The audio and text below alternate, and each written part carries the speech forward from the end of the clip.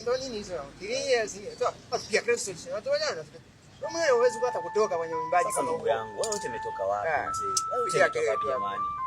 Si kawaida tu. Tunazungumza maisha hapa zaidi hapa. Watu naona waimbaji wakina Gubbi ya Kibale wanaimba vizuri. Wewe watatoka hivyo. Hapo huwezi kutoka. Yaani hapa kama tafuta njia nyingine. Sikiliza nikwambie.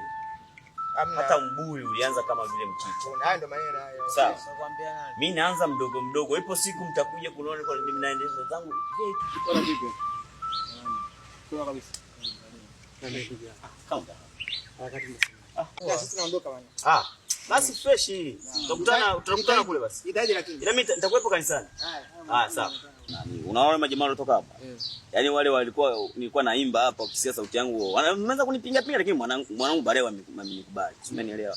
Hapa sasa hivi nataka niko kwenye nyimbo za Injili sasa hivi naimba nyimbo za Injili. Kwa hiyo unapokuja kuniletea mambo mengine ambayo utanichanganya bure. Hamna.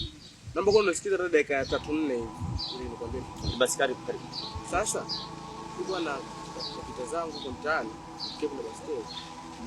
Nikakutana na yule bodaboda nani anaitwa Omari. Si unamfahamu? Omari boda. Mosi fulani kwa Omari, ndo Omari. Yule jamaa yule. Anataka kupigiweni hapo. Shampata yule mwembamba hivi. Sawa. Sasa kaiba. Jamna jaiba.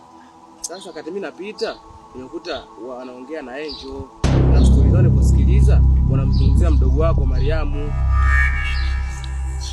Wewe masikio yako. Yaani mdogo wangu kabisa Mariamu yule namjua. Huyo Mariamu namjua. Sasa unamzungumzia kwa lipi yule amefanya nini? Ndio mimi siwezi unazungumzia nini? Sababu nimepita pale nimesikia unazungumzia Mariamu. Ila naomba kitu kimoja, yule ni ndugu yako.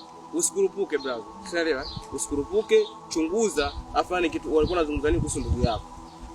Na maana ulisikia tu akizungumza kuhusu Mariamu. Sasa kina Mariamu si wako wengi sana. Hao walisema Mariamu. Kwa hapa mtaani kuna Mariamu gani mwingine zaidi ya mdogo wako wewe? Basi sawa, nitalifanyia kazi. Basi wewe lifanyie kazi, alafu after hapo utanijulisha.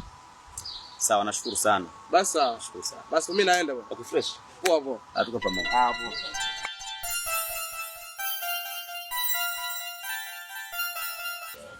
Mambo.